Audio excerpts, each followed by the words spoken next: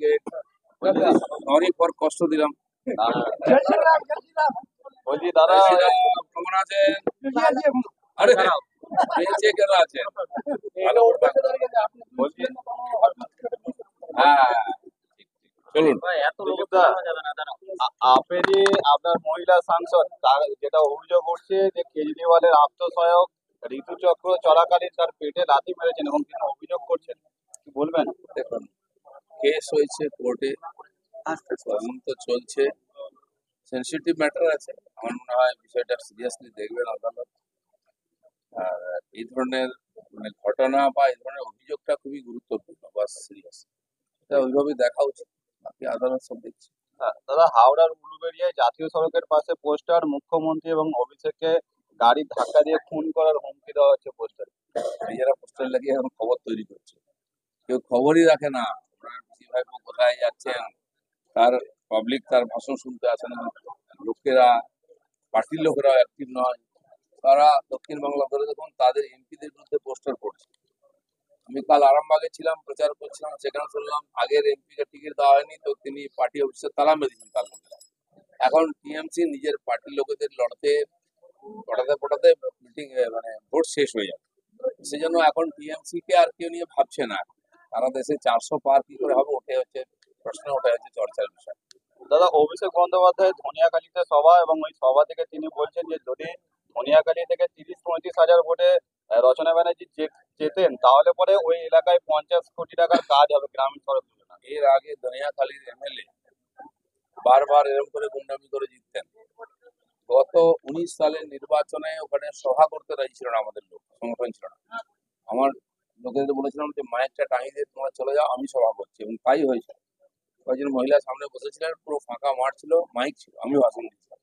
আর ভোটের পরে যখন যাই, ওইখানে দাঁড়াবার জায়গা ছিল না, ফার্স্ট এন্ড ভরে গেছিল। এবারে তো ওদের কাছে লোক নেই, যারা ভয় দেখাতো, মারপিট করতো, তারা এখন চুপ হয়ে গেছে। তারা বুঝে গেছে ওদেরকে ব্যবহার করা হয়। সেই জন্য ওইটা ভুলে যান যারা, অসীমা পাত্রের বিধানসভা থেকে কোনো লিড ওরা পাবেন না। বাকি জায়গায় একই অবস্থা আছে। দাদা, হাসনাবাদের টিএমসির অঞ্চল সভাপতি আখের আলী, আর তিনি যেটা প্রকাশ্য সভা থেকে বলছেন যে 4 তারিখের পর আমরাই থাকবো, কেন্দ্রীয় বাহিনী থাকবে না, তখন দেখে নেবো। অনেক নেতা এই কথা বলেছেন। ওনারা কোথায় থাকবেন 4 তারিখের পর ওটা ঠিক করুন। পশ্চিমবাংলায় নিজের গ্রামে থাকবেন নাকি অন্য কোথাও থাকবেন। মালদা থেকে আরম্ভ করে বহু জায়গায় ওদের নেতারা ডায়লগ দিয়েছিলেন, মানুষ মুখে ঝামা ঘষে দিয়েছে ভোট দিয়ে, আর কোনো আওয়াজ নেই। এই আছে দক্ষিণবাংলার কিছু জায়গায় যেটা মারপিট করে ভোট করে, ওইটা যেন ভুলে যায়। বসিরহাটের মহিলারা যে আওয়াজ দিয়েছেন আর যে প্রতিরোধ করছেন, দেখা দেখি পুরো দক্ষিণবাংলা জুড়ে যেটা প্রতিরোধ হচ্ছে, মানুষ বুঝিয়ে দিচ্ছে টিএমসির দিন শেষ। দাদা, ঝাড়গ্রামে তো সভা মঞ্চে যেটা দেখা গেল যে মুখ্যমন্ত্রীর হাওয়াই চুড়ি ছিঁড়ে গেল, তিনি সেফটি পিন লাগাচ্ছেন এবং সেটা লাগাতে গিয়ে হাত দিয়ে ফুটিয়েও ফেললেন। দাদা, এই সবই সমস্ত কিছু ড্রামা। আমার জুতো নাই, আমার চপ্পল নেই, আমার বাড়ি নেই, আমার গাড়ি নেই, এবার বলে আমার কাছে ভোট নেই।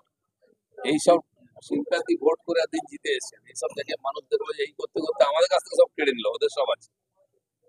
আর দাদা, রাজ্যের মন্ত্রী শশী বাজার তিনি তো বলছেন যে আপনি হেরে যাচ্ছেন এবং সুকান্ত মজুমদার তারাও হেরে যাচ্ছে। উনি কি আজকাল জ্যোতিষ চর্চা করছেন নাকি? টিএমসি কটা সিট পাবে ভাবুন। সারা দেশে একটাই আলোচনা, মোদী কত সিট পাবে, 400 হবে কি হবে না, বিজেপি 370 হবে কি হবে না, আর কোনো আলোচনা নেই। টিএমসি বলে কোনো পার্টি আছে? আপনি গিয়ে দিল্লি জিজ্ঞেস করুন, সব ভুলে গেছিল। পশ্চিমবাংলার লোকেরাও ভুলে যাবে এই ইলেকশনের পর। আর দাদা, শাহজাহানের সাম্রাজ্য, সেখানে তো সিবিআই ক্যাম্প হচ্ছে, এতে করে কতটা ওখানকার মহিলার উপকৃত হবে? আপনারা দেখছেন মহিলারা রাত জেগে জেগে পাহারা দিচ্ছেন, নিজের বাড়ি পাহারা দিচ্ছেন এবং ওনারা ভোট পাহারা দিচ্ছেন। এতদিন ওখানে একতরফা ভোট হতো, শাহজাহান বলে দিত আর যারা তাদের লোক গিয়ে ভোট দিয়ে আসতো। আজ শাহজাহান নাই, তার ভাই এবং আর গুন্ডারা সব ধমকি দিচ্ছে বাড়ি বাড়ি গিয়ে। আপনারা দেখেছেন মহিলার সঙ্গে কি অত্যাচার, রাত্রেবেলা তুলে নিয়ে যাওয়ার চেষ্টা হয়েছে, পুলিশও মারছে মহিলাদের চুলে ঝুঁটি ধরে। তো ভয় দেখানোর চেষ্টা চলছে ওই সব ভোটগুলো লুট করার। কিন্তু আমি বলে দিচ্ছি, ভোটের দিন দেখবেন টিএমসি কে খুঁজে পাবেন না, লোকে ভোট দেবে যেমন বাকি জায়গায় দিয়েছে, আর বিজেপি ওখান থেকে বিরাট লিড। দাদা, রাজ্য জুড়ে তো সিবিআই তদন্ত করছে শিক্ষক দুর্নীতি মামলা, এবং সেখানে যেটা দেখা যাচ্ছে যে মুর্শিদাবাদ জেলা যারা ডিআই আছেন তারা বাম আমলে যারা নিযুক্ত হয়েছেন তাদের তথ্য চেয়ে বাড়াচ্ছেন। কবে থেকে লুট শুরু হয়েছে আর কারা কারা এই চুরির চাকরি পেয়েছেন সেটা নিশ্চিত নয়। তদন্ত তো অবশ্যই হওয়া উচিত। আর সিপিএমের আমলে দুর্নীতি হয়নি এটা কেউ বলতে পারবে না। তখন স্কুলের এক একটা স্কুলের ম্যানেজিং কমিটি পয়সা নিয়ে চাকরি দিত, ছোট ছিল, 3 লাখ 4 লাখ 2 লাখ দিয়ে চাকরি হয়ে যেত। ম্যানেজিং কমিটি ইন্টারভিউ নিত, তারা ডিসিশন নিত, বলতো স্কুল ডেভেলপমেন্ট ফান্ড বলে 3-4 লাখ টাকা নিয়ে নিত। বহু লোক চাকরি পেয়েছেন তখন। এবার এসএসসি পরীক্ষার পরে যে ধরনের আর এই ধরনের চুরি করা হচ্ছে সেটা তথ্য প্রমাণ এসে গেছে, তো তদন্ত তো হওয়া উচিত। দাদা দেশ তথা রাজ্য জুড়ে দেশে কখনো বলা হচ্ছে বিজেপি 214, কখনো 270 মেজরিটি পাবে না, রাজ্যেও একই কথা বলা হচ্ছে। তো মানে একটা জ্যোতিষ চর্চা চলছে। আমি বলছি বিজেপি নিয়ে ভাবার দরকার নেই। মোদি বলেছেন লোক ভোট দিয়ে 400 করে দেবে। আপনাদের কত সিট থাকবে? আপনারা কি মার্কেটে থাকবেন? অনেক পার্টি গতবার উঠে গেছে। আপনারা হিসাব করে দেখুন, 19 সালের ব্রিগেড সমাবেশে মমতা ব্যানার্জি সবাইকে ডেকেছিলেন, সব পার্টির নেতাদের, মোদি হটাও দেশ বাঁচাও। ওনার 12টা সিট কমেছিল। বাকি যারা এসেছেন তারা পার্লামেন্টে পৌঁছাতে পারেননি। সিপিএম এর পার্টি শূন্য হয়েছে এখানে। আর তাই কেউ মমতা ব্যানার্জিকে আর ডাকছে না, সারা দেশে কেউ ডাকে না। যদি ইন্ডিয়া অ্যালায়েন্স থাকে, আর মমতা ব্যানার্জি এত পপুলার লিডার, দু একটা রাজ্যে যেতে পারতেন, এখানে নেই অ্যালায়েন্স সাইড, কেন ডাকেনি? উনি যেখানে যাবেন সেখানে শুকিয়ে যাবে। অখিলেশ কোথায় আছে?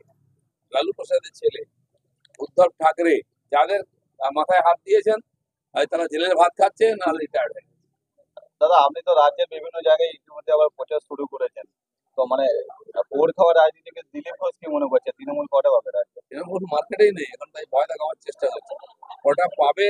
গতবারে 1 ডজন কমেছিল, এবারে আরো 1 ডজন কমবে। চলুন, ধাক্কা তো সব জায়গায় খাচ্ছে, শেষ ধাক্কাটা 4 তারিখ পাবে।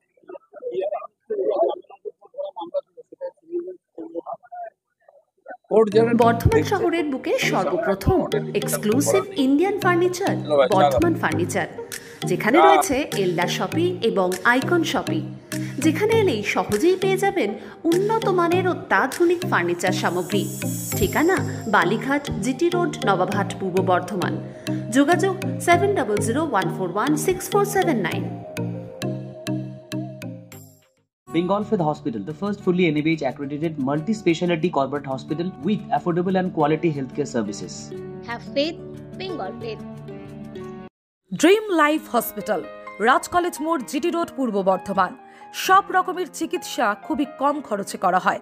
হসপিটালে রয়েছে নানান অত্যাধুনিক মেশিনপত্র, রয়েছে স্বাস্থ্যসাথী কার্ডের সুব্যবস্থা।